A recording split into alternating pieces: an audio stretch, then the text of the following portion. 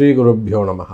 உலகம் முழுவதும் வாழக்கூடிய நெக்ஸ்ட் ஜென் நேயர்கள் அனைவருக்கும் உங்கள் தாம்பரம் வாராகி ஈசனேசன் சுவாமியுடைய நல்லாசிகள், வாழ்த்துக்கள். ஜெய் வாராகி, ஜெய் ஜெய் வாராகி. தை மாத ராசி பலன்கள். பொதுவாகவே ஒரு மனிதனுடைய வாழ்க்கையில் ரொம்ப கஷ்டப்படுறாங்க ஒருத்தர். அது யாராக இருந்தாலும், ஆணாக இருந்தாலும், பெண்களாக இருந்தாலும், அல்லது அவங்க எந்த பருவத்தில் இருந்தாலும் ஒருத்தர் கஷ்டப்படுறாங்கன்னா ஒன்றும் கவலைப்படாதப்பா. ஒரு பெரியவங்க சொல்லுவாங்க, எல்லாம் தை பிறந்தா சரியாக போயிடும். அது ஒரு கல்யாணம் ஆகிறதுக்காக இருக்கலாம், திருமணத்துக்காக இருக்கலாம், அல்லது ஒரு வேலை வாய்ப்புகளுக்காக இருக்கலாம், அல்லது ஒரு இரண்டாவது திருமணமாக இருக்கலாம். பொண்ணு பார்க்குறாங்க, மாப்பிள்ளை பார்க்குறாங்க, அமையவே இல்லை. இல்லை ஒரு குடும்பம் கஷ்டப்படுது, ஒரு குடும்பம் ரொம்ப வறுமையில் இருக்குது. அப்படி இல்லைனாக்கா ஒரு குடும்பம் நல்லா இருக்காங்க, அவங்க திடீர்னு ஏதேனும் ஒரு சிக்கலில் போய் மாட்டிக்கிறாங்க. அப்போது திடீர்னு ஒரு தொடர்ந்து ஒரு துன்பம், ஒரு வருஷமாக கஷ்டப்படுறோம் சாமி, ஒரு 2 வருஷமாக கஷ்டப்படுறோம் சாமி, ஒரு 18 மாதமாக ரொம்ப வச்சு செய்யுது சாமி அப்படின்னு சொல்லும்போது தை பிறந்தா சரியாக போயிடும். அதை போல் உலகம் முழுவதும் வாழக்கூடிய நண்பு பக்தர்களே, பல எதிர்பார்ப்புகளோடு,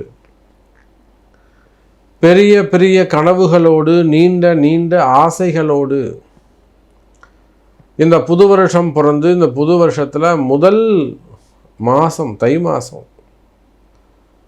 சூரியன் உச்சம், சூரிய பகவான் மகர ராசியில் சூரிய பகவான் தனக்கு 6-8 அமைகிறார். குரு பகவான் உச்சம் பெறுகிறார். குரு பகவான் வாக்கிய பஞ்சாங்கத்தின்படி உச்சம் பெறுகிறார். ராகு கேது சிறப்பான இடத்துல இருக்கிறாங்க. அப்போ இந்த தை மாதம் யாருக்கெல்லாம் சிறப்பாக இருக்கும்? அரசு ஊழியர்களுக்கு சிறப்பான சனி சூரியன் சேர்க்கை. இந்த சனி சூரியன் சேர்க்கை சேர்ந்ததுன்னா அரசாங்கம், அரசு வேலை செய்யக்கூடியவர்கள், அரசியல் நண்பர்கள், ஒரு கவுன்சிலராக இருக்கீங்க, ஒரு வார்டு கவுன்சிலராக இருக்கீங்க, இல்லைனா ஒரு மேயராக இருக்கீங்க, அதெல்லாமே அரசு பதவி தான். சனி சிறப்பாக இருந்தால் அவங்க மேயர் பதவிகளில் கூட அவங்க இருப்பாங்க.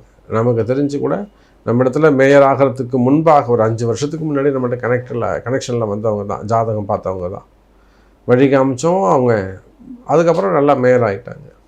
இன்னும் கூட நன்றி விசுவாசத்தோடு ஒவ்வொரு வருஷமும் அவங்க டச்சப் வச்சுப்பாங்க. சாமி இந்த வருஷம் நான் என்ன பண்ணணும், 26க்கு என்ன பண்ணணும், 25க்கு நான் என்ன பண்ணணும்னு ஒன்று கேட்டு செய்வாங்க. அப்போ அதே போல் இந்த 2026 அரசாங்க ஊழியர்கள், அதாவது கவுன்சிலர்களாக இருக்கலாம், எம்எல்ஏக்களாக இருக்கலாம், இல்லை மேயராக இருக்கலாம், மாவட்ட செயலராக இருக்கலாம், ஒன்றியம் போன்ற பதவிகளில் நீங்கள் இருக்கலாம். அரசாங்க பதவிகள் அல்லது துறை ரீதியான பதவிகள், போஸ்டிங்ஸ், அல்லது இதை குழு தலைவர்களாக இருக்கலாம். அதே போல் டாஸ்மார்க்கில் ஒர்க் பண்ணக்கூடியவர்கள், அந்த நீர் ராசியில் நீரும் நெருப்பும் அங்கே ஒன்று இணைகிறது, நிலம் சம்பந்தப்பட்டது. டாஸ்மார்க்கில் ஒர்க் பண்ணக்கூடியவங்க, பிடபிள்யூடியில் ஒர்க் பண்ணக்கூடியவங்க, ஃபினான்ஸ் அங்கே அந்த செக்ஷனில் ஒர்க் பண்ணக்கூடியவங்க, சட்டத்துறை, சட்டம் ஒழுங்கு அந்த மாதிரி அந்த துறையில் ஒர்க் பண்ணக்கூடியவங்க, கலால் துறையில் ஒர்க் பண்ணக்கூடியவங்க, காவல்துறை அதிகாரிகள், டெண்டர் பிஸ்னஸ் எடுத்து செய்யக்கூடியவர்கள். அப்போது பொதுவாக அரசு அதிகாரிகளுக்கு இந்த தை மாதம் சிறப்பானதாக அமைகிறது. இடமாற்றங்கள், ப்ரமோஷன்ஸு, அல்லது எதிரிகளால் வரக்கூடிய தொந்தரவுகள், இவை எல்லாமே இந்த தை மாதத்தில் உங்களுக்கு கிளியராக போகுது. அப்போ ஒவ்வொரு ராசிக்கும் இந்த புது வருஷம் பிறந்ததுக்கு உங்கள் ஒவ்வொரு ராசிக்கும் எப்படி இருக்குன்னு பார்த்துடலாம் பாருங்க. அன்பார்ந்த கன்னி ராசி அன்பர்களே, தை மாதம் கன்னிராசி அன்பர்களே, அதிகம் கஷ்டப்படக்கூடிய கன்னிராசி அன்பர்களே, இந்த கன்னிராசி, அதுவும் இந்த சித்திரை கன்னி, உத்திரம் கன்னிலாம் கொடிகட்டி பறக்கக்கூடிய உயர்ந்த ஜாதகம். உத்திர நட்சத்திரமாக இருந்து கன்னி ராசியாக இருந்தால் அவன் என்னதான் அவன் கஷ்டம்னு சொன்னாலுமே கூட அவனுக்கு நிலையான ஒரு பேர் புகழ் இருக்கும். சமுதாயத்தில் ஒரு நல்ல வருமானம் இருக்கும், நல்ல போஸ்டிங் இருக்கும், உயர்ந்த அரசாங்க பதவிகள் இருக்கும். 4 பேர் எதிரி இருந்தாலுமே கூட 4 பேர் மதிப்பாங்க அவங்கள. அப்போது ஒரு பேர் ஆதரவு உங்களுக்கு இருக்கும். யாருக்கு? அந்த உத்திரம் கன்னிக்கு, சித்திரை கன்னிக்கும் பேர் ஆதரவு இருக்கும். இந்த அஸ்தம் கன்னி அப்படியும் போகாது, இப்படியும் போகாது, நடுவில் திண்டாடும். அப்போ கன்னி ராசி என்பர்களே, எல்லா வசதி வாய்ப்புகளும் இருந்து உங்களுக்கு பொதுமக்களுடைய பேர் ஆதரவுகள் இருந்தாலுமே கூட நீங்கள் விரும்பக்கூடியவர்களிடமிருந்து பெரும் உதவி ஆதரவு கிடைக்காமல் இருப்பது உங்களுக்கு வருத்தத்தை கொடுத்திருக்கும். ஊரே உங்களை மதித்தாலுமே கூட உங்கள் மனசில் 2 பேர் இருப்பாங்க, இவர் என்ன மதிக்கலையே, அவர் என்ன வேணும்னே இப்படி பண்ணுறாரு அப்படின்னு சொல்லிட்டு இருப்பீங்க. நான் ஊரே மதிக்குதியா, நீ இனியா இவ்வளோ தூக்கி மனசில் வச்சுட்டு இருக்க, அவனை விட்டு கடாச்சிட்டு போயான்னா போக மாட்டீங்க. உங்களுக்கு ஒரு நல்ல வளர்ச்சி காத்திருக்கிறது. எழுந்து விலகி வாருங்கள். கன்னிராசி என்பர்களே, நான் சொல்கிறவங்களுக்கு புரியும். இது புரியும். கன்னிராசி என்பர்களே, உங்களுக்கு ஒரு நல்ல எதிர்காலம் உள்ளது. இந்த கன்னிராசியில் ஒரு அரசியல் தலைவர் இருக்கிறாருன்னு வச்சுப்போமே. அவங்க ஒரு கட்சி தலைவராக இருக்காங்க, பொறுப்பில் இருக்கிறாங்க, அல்லது ஒரு நல்ல கேண்டிடேட்டாக இருக்கிறாங்க. சில விஷயங்கள் விட்டு கொடுக்க வேண்டிய சூழ்நிலை வருது. கண்டிப்பாக விட்டு கொடுங்க, தைரியமாக விட்டு கொடுங்க. ஒன்றும் நீங்கள் குறைஞ்சி போக மாட்டீங்க, ஒன்றும் உங்களை பழி வாங்க மாட்டாங்க. இன்னும் உங்கள் வாழ்க்கை சிறப்பானதாக இருக்கும். அதே டாப்பஸ்ட் லெவலில் தான் நீங்கள் இருப்பீங்க. நம்பிக்கையோடு. கன்னிராசி என்பவர்களை நான் ஏன் உங்களை சொல்கிறேன், அந்த அளவுக்கு நான் உங்கள் ஜாதகத்தை புரிஞ்சு வச்சுக்கிட்டு இருக்கேன். நீங்கள் சாதாரண ஒரு கிராமத்தில் இருந்தாலும் சரிதான், ஒரு அரசியல் தலைவர்களாக இருந்தாலும் சரிதான், வெளிநாடுகளில் இருந்தாலும் சரிதான், அல்லது பல கோடி ரூபாய் மாதம் பல கோடி ரூபாய் டிரான்சாக்ஷன்ஸ் பிஸ்னஸ் பண்ணக்கூடியவங்களாக இருந்தாலும் சரிதான், பெரிய பெரிய குடும்பங்களாக இருந்தாலும், ஒரு பிஸ்னஸ் செக்டராக இருந்தாலும் சரிதான், எனி ஒன். ஸோ மீடியா துறையாக இருக்கலாம், மீடியா துறையில் ஒர்க் பண்ணக்கூடியவங்களாக இருக்கலாம், சேட்டலைட் சேனலாக இருக்கலாம், அல்லது சினிமா துறையாக இருக்கலாம், சின்ன துறையாக இருக்கலாம், கலைத்துறையை சார்ந்தவர்கள், விளையாட்டுத்துறையை சார்ந்தவர்கள், வக்கீல், அந்த அட்வொகேட்ஸு, ஆடிட்டர்ஸு, டாக்டர்ஸ், அதே போல் ஸ்கூல் காலேஜஸ்லாம் வச்சு நடத்தக்கூடியவர்கள், ப்ரொஃபஸர்ஸு, காலேஜ் நிறுவனங்களாக வச்சு நடத்தக்கூடியவர்கள், யூனிவர்சிட்டிஸ் வச்சு நடத்தக்கூடியவர்கள், ப்ளே ஸ்கூல் வச்சு நடத்தக்கூடியவர்கள், ஆசிரியர் பெருமக்கள், இதுபோக எல்லா கலைத்துறையை சார்ந்தவர்கள், விளையாட்டுத்துறையை சார்ந்தவர்கள். அப்போ நீங்கள் யாராக இருந்தாலும் சரி தான் கன்னிராசி அன்பர்களே, உங்களுடைய திருஷ்டிகள், உங்களுக்கு எது பிரச்சனை, உங்கள் திருஷ்டி தான் பிரச்சனை, உங்கள் பேர் தான் பிரச்சனை. நீங்கள் டக்குன்னு ஃபேமஸ் ஆகிடுறீங்க 10 பேர் முன்னாடி, அது மற்றவங்களுக்கு பிடிக்க மாட்டேங்குது. நீங்கள் கஷ்டப்பட்டு நீங்கள் முன்னுக்கு வந்தது, இன்றைக்கி உலகம் அப்படி தானே இருக்குது. அப்போது கவலை வேண்டாம் கன்னிராசி அன்பர்களே, உங்களுடைய கஷ்ட நஷ்டங்கள் விலகும், உங்களுக்கு இருக்கக்கூடிய கண் திருஷ்டிகள் விலகும். பிஸ்னஸ் எப்படி சாமி இருக்கும், வருமானங்கள் எப்படி சாமி இருக்கும், வருமானங்கள் சிறப்பானதாக இருக்கும், வருமானங்கள் நல்ல முன்னேற்றம் உடையதாக இருக்கும். இப்போ இந்த ரிஷபராசி என்பவர்கள் ரொம்ப கஷ்டத்தில் இருக்கிறாங்க, அவங்க ரொம்ப ஜாக்கிரதையாக இருக்கணும். யார் ரிஷபராசி ரொம்ப ஜாக்கிரதையாக இருக்கணும், நான் சொல்வது உண்டு.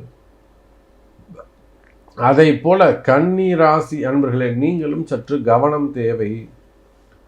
எதிரிகளிடத்துல அலட்சியமாக இருக்காதீங்க, இவர் என்ன நம்மளை பண்ண போகிறார் அப்படின்னு அலட்சியமாக இருக்காதீங்க. எதிரி சக்கரவர்த்தியாக இருப்பான், ஒன்றுமே பண்ண முடியாது உங்களால். அப்பேற்பட்ட ஜாம்பவனாக இருப்பான். ஆனாலும் தெய்வ அனுகூலம் உண்டு, தெய்வ சக்தி உங்கள் பக்கம்தான் இருக்கும். ஜெயித்து காட்டக்கூடியவர்களாக நீங்கள் என்ன கஷ்டப்பட்டாலும் சரிதான். நான் ஒரு வார்த்தை சொல்கிறேன், கன்னிராசி என்பர்களே, நீங்கள் ஜெயிக்க பிறந்தவர்கள், ஜெயிக்க பிறந்தவர்கள், ஜெயிக்க பிறந்தவர்கள். வெற்றி உங்கள் பக்கம்தான் இருக்கும். கவலை வேண்டாம் கன்னிராசி அன்பர்களே, வெற்றி உங்களுடையதாக இருக்கும். சரி, தொழில் அமைப்புகள் எப்படி இருக்கும்? தொழிலில் நல்ல முன்னேற்றங்கள் இருக்கும்.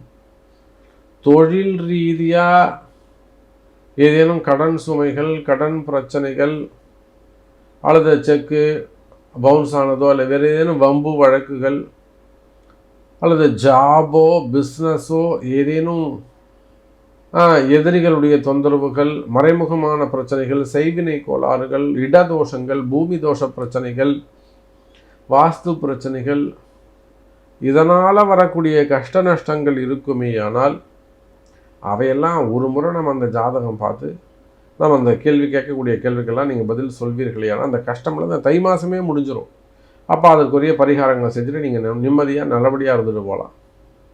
அப்போ எதிரிகளுடைய தொந்தரவுகள் குறையும்.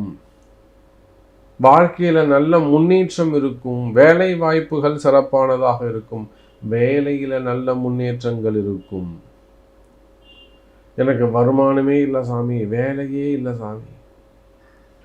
நிறைய அன்பர்கள் செய்யாத குற்றங்களுக்கெல்லாம் தண்டனையை அனுபவிச்சுட்டு வேலையும் போயிட்டு பெனிஃபிட்ஸ் கிடைக்காம அவங்களுக்கு கிடைக்க வேண்டிய பெனிஃபிட்ஸ் எதுவும் கிடைச்சிருக்காது. துறை ரீதியான நடவடிக்கைகள், டிபார்ட்மெண்ட் வைஸ் நடக்கக்கூடிய என்கொயரிகள்.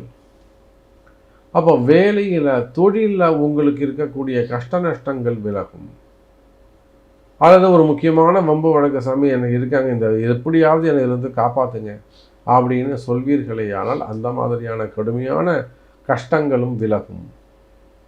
அப்போ கன்னி ராசியை பொறுத்தவரையில் இந்த தை மாதம் ஒரு வளர்ச்சிக்கான மாதம். உங்களுடைய ஊழ்வினை கர்ம வினைகள் எல்லாம் விலகக்கூடிய மாதம். அப்படின்னா நான் என்ன சாமி பண்ணணும்? ஒன்றுமே இல்லைங்க. உங்களுடைய பிறப்பு ஜாதகத்தை கொண்டு, சாமி எனக்கு இந்த மாதிரி ஒரு கஷ்டம் இருக்குது, இதுக்கு நான் என்ன பரிகாரம் செய்யணும் அப்படின்னு அறிந்து அதை செய்வீர்களே ஆனால், வழிபாடுகளை தவறாமல் வழிபாடுகள் செய்வீர்களே ஆனால் வளர்ச்சி உங்களுடையது தான். கவலை வேண்டாம். தை மாதம் கை கொடுக்கும். கன்னி ராசி அன்பர்களே.